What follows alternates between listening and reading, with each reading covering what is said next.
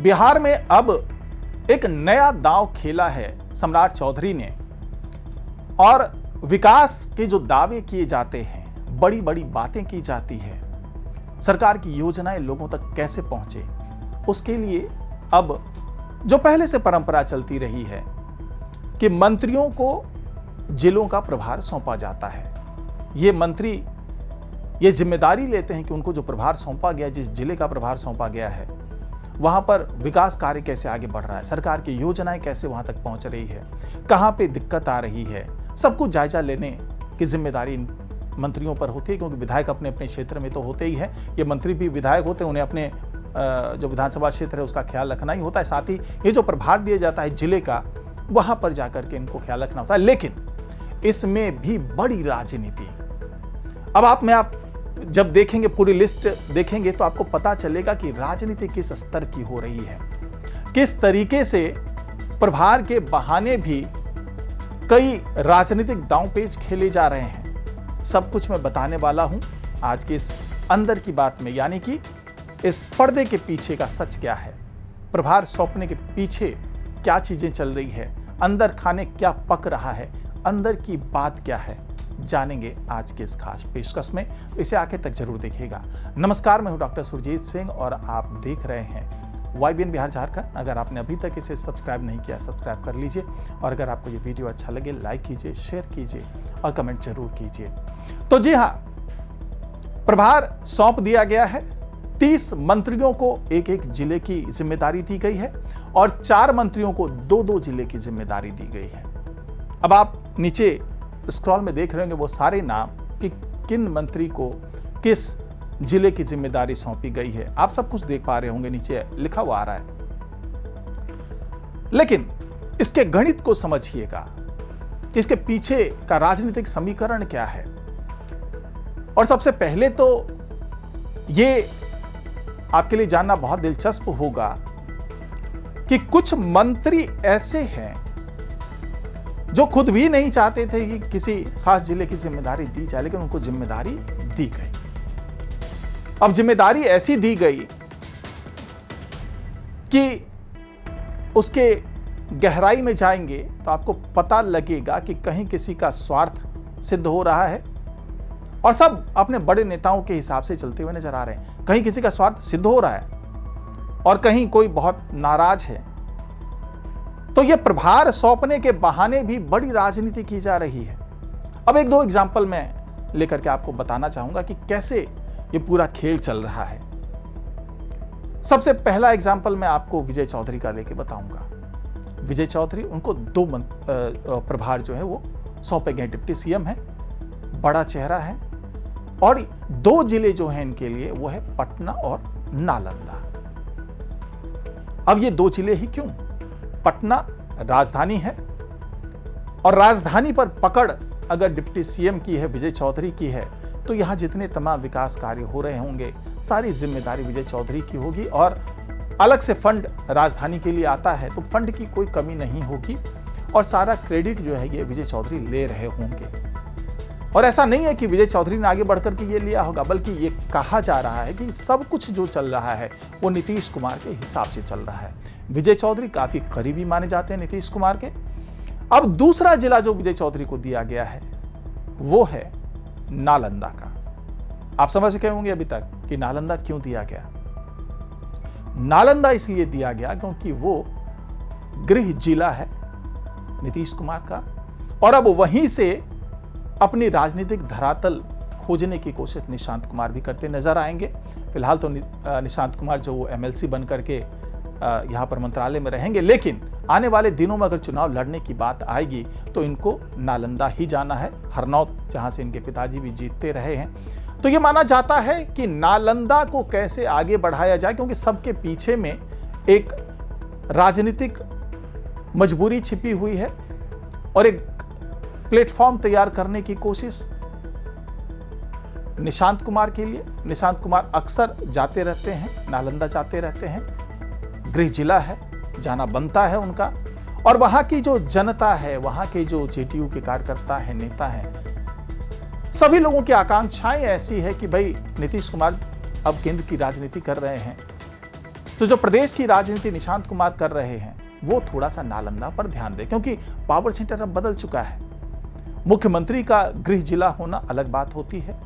अब जिस तरीके से गृह जिला मुंगेर बन चुका है सम्राट चौधरी का, तो यह माना जा रहा है कि अब जो पूरी कवायद होगी वो होगी पटना और नालंदा को चमकाने की, क्योंकि खुद डिप्टी सीएम विजय चौधरी के हाथ में ये प्रभार है, कोई दूसरा कोई छोटा मोटा मंत्री नहीं।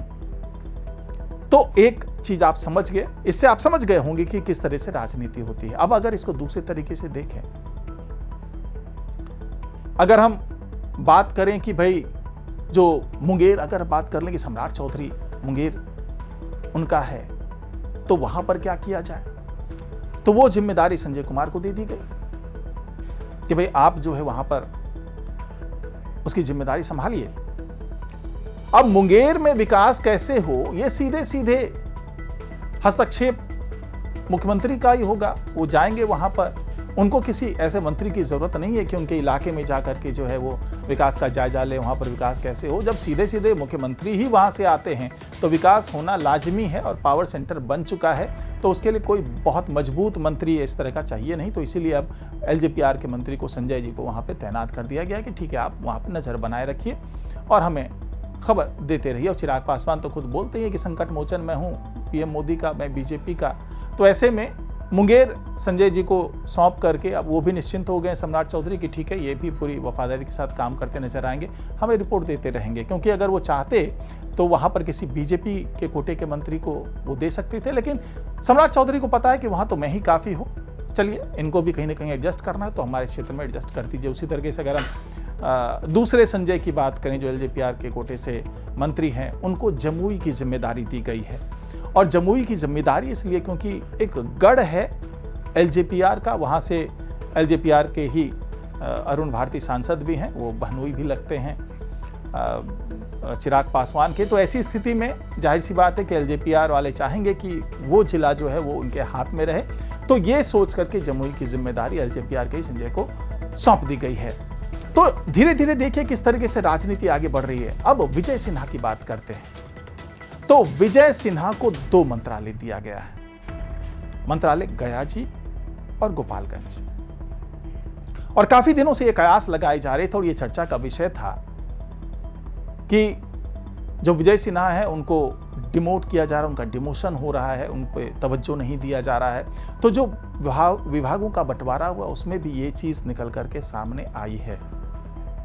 सामने क्या आई है? सामने ये आई है कि गया जी का जो पूरा इलाका है पिछड़े तबके का इलाका है, ये खुद भूमिहार समुदाय से आते हैं और वहां पर जो गया जी का इलाका है वहां पर जीतन राम मांझी का अच्छा खासा दबदबा है। तो कायदे से संतोष कुमार सुमन को वो दिया जाना चाहिए था, जो कि भाई जीतन राम मांझी के बेटे हैं और उनके कोटे से मंत्री हैं, लेकिन उनको नहीं दिया जाता है। वो दिया जाता है विजय सिन्हा को, और साथ में दिया जाता है गोपालगंज का इलाका जहां पर आरजेडी काफी मजबूत है। हालांकि बीजेपी भी वहां पे ठीक ठाक स्थिति में है, बीजेपी और जेडीयू बराबर का बैलेंस लेकर के चल रही है, लेकिन आरजेडी, चूंकि हम राबड़ी देवी और लालू यादव लोगों की बात करें तो उधर उनका गढ़ है। तो ऐसे में बड़ी चुनौती विजय सिन्हा के सामने कि एक तो गया जी, दूसरा आपको गोपालगंज, दोनों ही बड़ी चुनौती के तौर पर इनको सौंप दिया गया। अब अगर हम निशांत कुमार की बात करें तो उनको वैशाली जिला दिया गया। वैशाली जिला बहुत ही सेफ माना जाता है, जेडीयू के लिए काफी सेफ है, साथ ही बीजेपी के भी है, यानी कि ये एक तरीके से पूरा गढ़ है, बीजेपी और जेडीयू के लिए गढ़ है। साथ ही यहाँ पर अगर हम सांसद की बात करें तो एलजेपीआर के सांसद हैं यहाँ पे। तो कुल मिलाकर के जो एनडीए के घटक दल हैं उन्हीं के लोग यहाँ पर मौजूद है, यानी कि किसी तरीके का रिफ्ट नहीं होगा, बिल्कुल रेड कारपेट बिछा हुआ है। आप जाइए वहाँ पे सहयोग करने के लिए जेडीयू के, बीजेपी के तमाम मंत्री हैं, सांसद एलजेपीआर का है, यानी कि आप जो भी यहाँ पर डेवलपमेंट करेंगे वो इनके सांसद कोटे से भी आएगा, विधायक फंड से भी आएगा, और हर तरीके से आपको पूरा जो है वो कंफर्ट जोन मिलेगा वहाँ पर काम करने के लिए। तो इस तरीके से जो बंटवारा किया गया है, आप इन बंटवारों से समझ गए होंगे, इन समीकरण से समझ गए होंगे कि इसके पीछे की सोच क्या रही है, और बाकी जो नाम है वो आप नीचे पट्टी में देख पा रहे होंगे। और अब जिस तरीके से जमा खान, उनको जहानाबाद की जिम्मेदारी दी गई है, इसी तरीके से अलग अलग लोगों को अलग अलग जिम्मेदारी दी गई है, लेकिन इसमें छिपा हुआ संदेश भी अलग अलग है और उन्हीं संदेशों को आगे ले जा रहे हैं सम्राट चौधरी। और साफ तौर से जो प्रभार मिला है सभी मंत्रियों को, उसके पीछे एक बड़ा राजनीतिक संदेश है। अगर जिस जगह पे बिल्कुल विपरीत ध्रुव की तरह दिख रहा है, यानी कि जिम्मेदारी सपोज बीजेपी के किसी मंत्री को दे दी गई है या जेडीयू के किसी मंत्री को दे दी गई है, लेकिन जहां पर वो जा रहे हैं वहां पर विपक्ष के लोग ज़्यादा प्रभावी हैं, वहां पर विपक्ष के तमाम विधायक हैं, तो उनके सामने धर्म संकट होगा कि अगर यहां पर हम डेवलपमेंट करते हैं तो दो तरीके की बात हो सकती है। अगर पूरा क्रेडिट इन्हें मिल जाता है, अगर टैक्टफुली वो काम करते हैं, तो वहां पर विपक्ष का सुपड़ा साफ हो सकता है अगले इलेक्शन में। लेकिन विपक्ष वाले भी तो कच्चा खेल खेलते नहीं हैं, वो भी ये दावा करेंगे कि देखिए मैं यहां पे हूं तो ये तमाम विकास हो रहा है। तो इनके सामने एक तरीके से धर्म संकट हो जाता है कि विकास करें तो कैसे करें। कई जगहों पर उन्हें प्रोटोकॉल के कारण भी बहुत मजबूर होना पड़ता है। अगर वहां पर क्षेत्र में अगर विपक्ष का कोई विधायक है तो आप उसकी अनदेखी नहीं कर सकते, प्रोटोकॉल इसकी इजाजत देता नहीं है। तो ये तमाम जब आप समीकरण को देखेंगे, आप खुद भी देखेंगे, लंबी फहरिस्त है, लंबी सूची है, तो हर नाम पे चर्चा करना थोड़ा सा मुश्किल है। लेकिन अगर आप देखेंगे तो पता चलेगा कि ये जो समीकरण बन रहा है, ये जो नाम है, उसमें कहीं ना कहीं किसी न किसी तरीके से राजनीतिक हितों को साधने की भी पूरी कोशिश की गई है। तो फिलहाल अंदर की बात में इतना ही। नमस्कार।